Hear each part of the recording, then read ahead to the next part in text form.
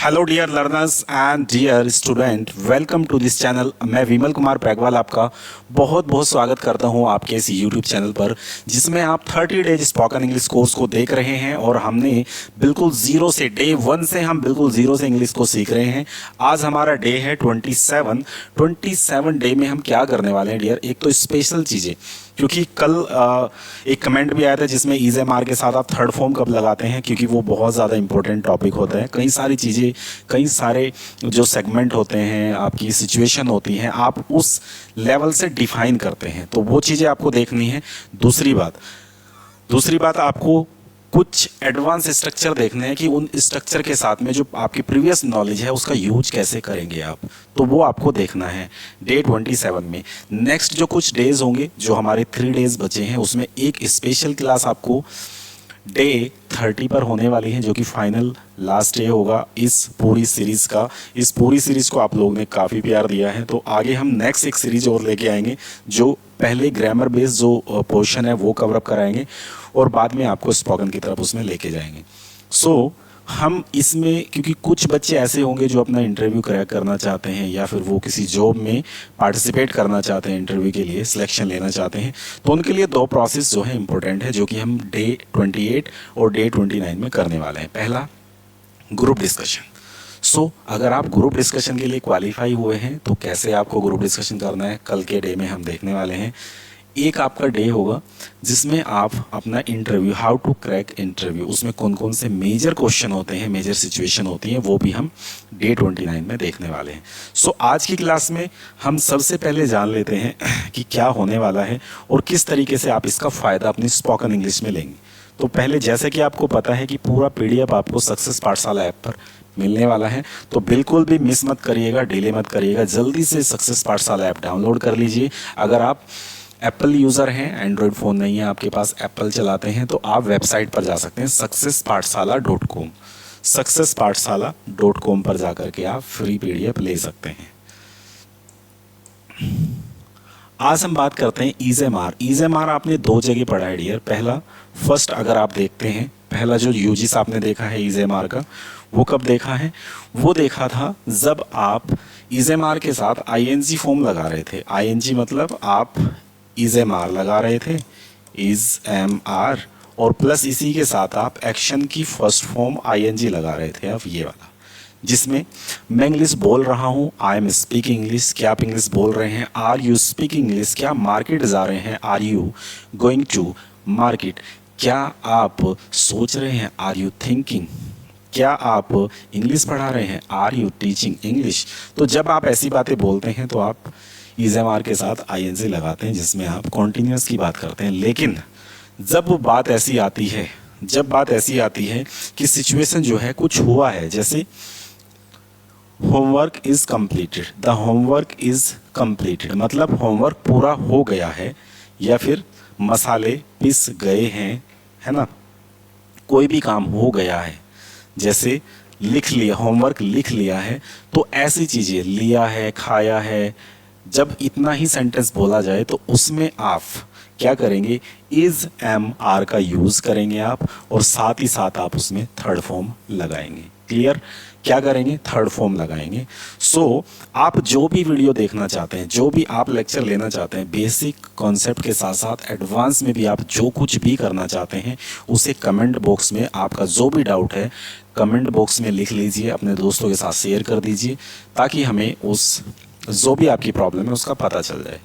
Clear? तो चलिए जान लेते हैं पहले द होमवर्क। पहला एग्जाम्पल देखिए आप, क्या है, द होमवर्क इज कंप्लीटेड, तो यहाँ पर इज के साथ थर्ड फॉर्म आई है, इज हेल्पिंग वर्ब है, दूसरा कंप्लीटेड, ये थर्ड फॉर्म है कंप्लीट की, ठीक है।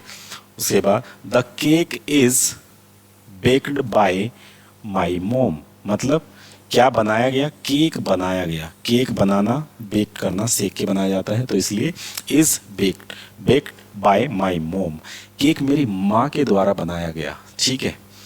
इंग्लिश बोली गई, इंग्लिश बोली गई, इंग्लिश इज स्पोकन, तो यहाँ पर जैसे हुआ है, जैसे मैंने एग्जाम्पल में बताया था कि मसाले पीसे हुए हैं, मसाले पीसे हुए हैं, the spices are ground, spices are ground, मतलब ग्राइंड की थर्ड फॉर्म, ग्राउंड ग्राउंड, ठीक है, सेकेंड और थर्ड फॉर्म।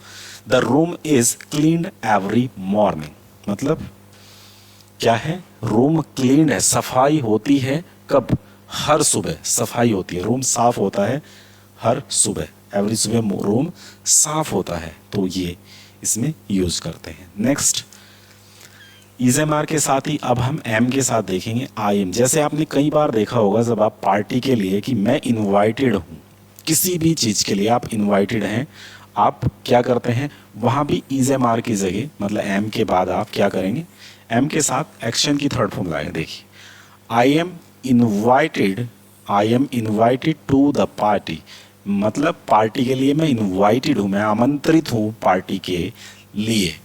जब आप पार्टी के लिए इनवाइटेड होते हैं तो आप क्या बोलते हैं, I am invited to the party, मतलब यहाँ पर थर्ड फॉर्म लगती है एम के साथ। आई am amazed by the view, मतलब मैं आश्चर्यचकित हूँ क्या, व्यू देखकर हूँ, मतलब कुछ है आप। I am tired, I am tired after a long day, I am tired after a long day, I am tired after a long day.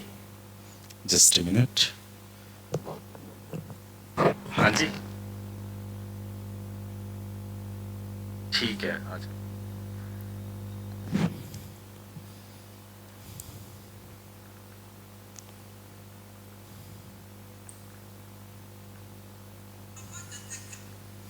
एक second guys, yes of course.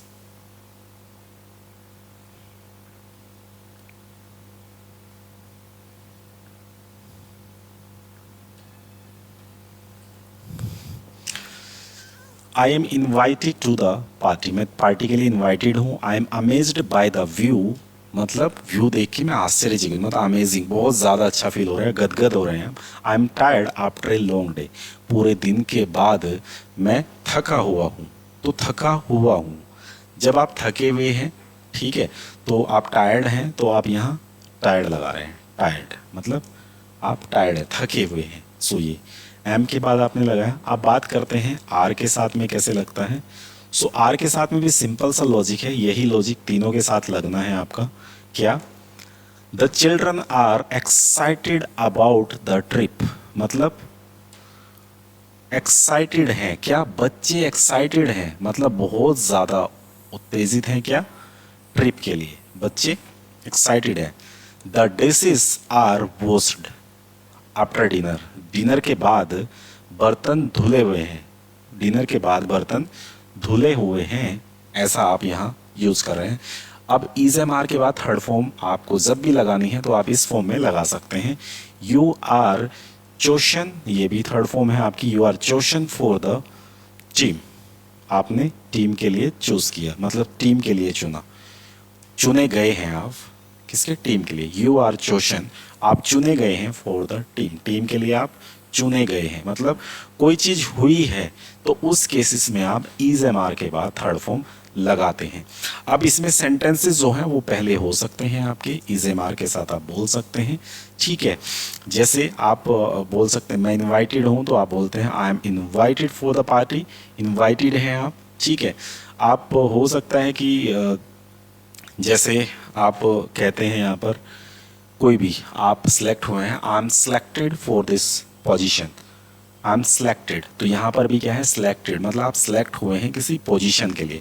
जैसे कुछ बच्चे गवर्नमेंट जॉब की तैयारी कर रहे हैं तो वो कहते हैं कि CGL में आपने एग्ज़ाम दिया, आप सिलेक्ट हो गए हैं, तो आप बोल सकते हैं I am selected for this post, तो कोई भी पोस्ट है, जैसे एक्साइज इंस्पेक्टर है या और छोटी पोस्ट होते हैं, इनकम टैक्स में है, या आप किसी और मिनिस्ट्री में आप सिलेक्ट हो गए हैं, तो जब आप सिलेक्ट होते हैं सिलेक्टेड बोल सकते हैं, आई एम सिलेक्टेड, तो वहाँ भी is am are plus third form वाला कंसेप्ट लगता है, ऐसी जगह पर जो सिचुएशन है उसमें लगता है। चलिए जी नेक्स्ट बात करते हैं।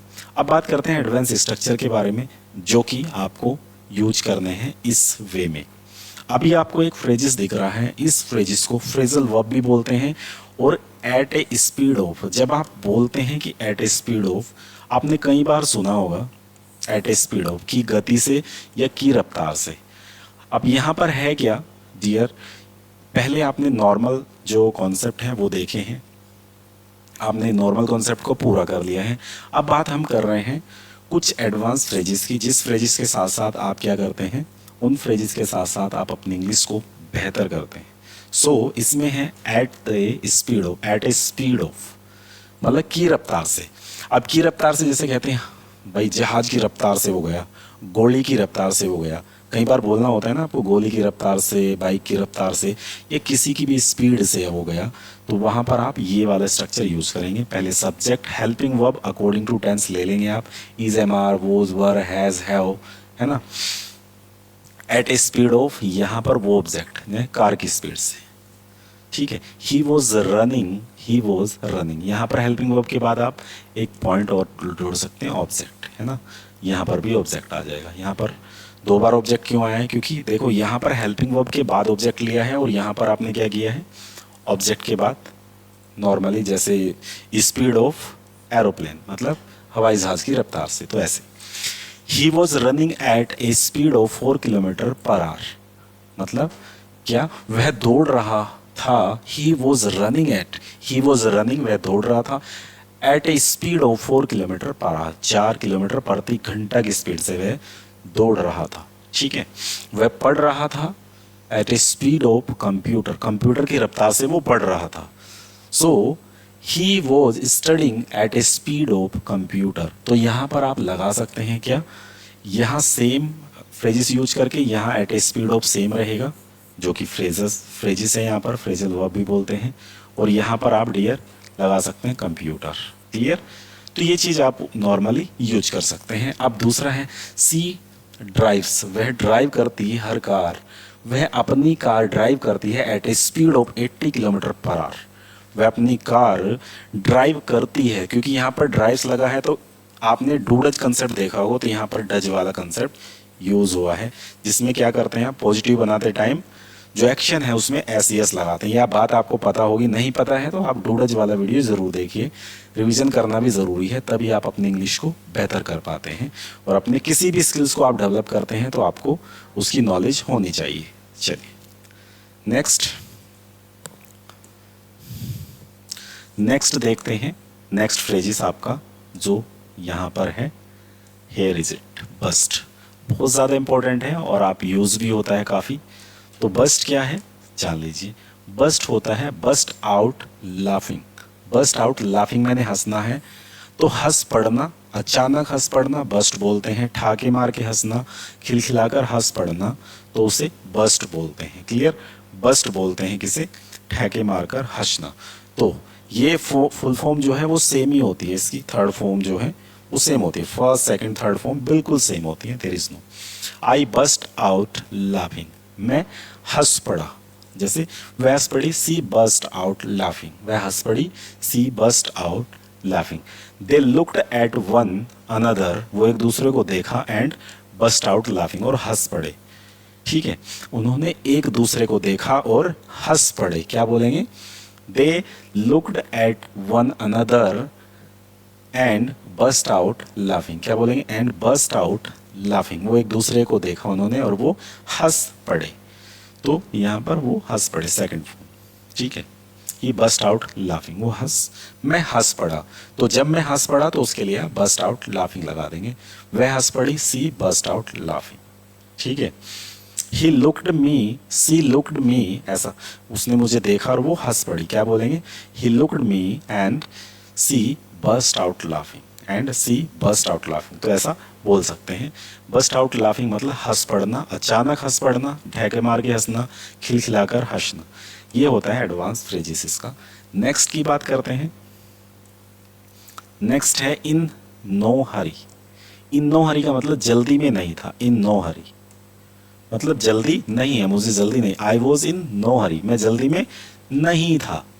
तो subject helping verb according to situation रहेगी, नो हरी, ऑब्जेक्ट, और यहाँ के बाद subject helping verb in no hurry, ये भी हो सकता है। तो आप अगर in no hurry, I was in no hurry मतलब मैं जल्दी में नहीं था।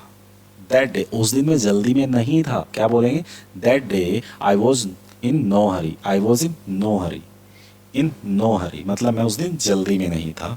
She is in no hurry, she is in no hurry to get married, वो शादी करने के लिए जल्दी में नहीं है, या उसे शादी करने की जल्दी नहीं है। दोनों ही आप बना सकते हैं, दोनों ही सेंस आप ले सकते हैं। वो शादी करने की जल्दी में नहीं है, तो ये चीज़ आपको देखनी है।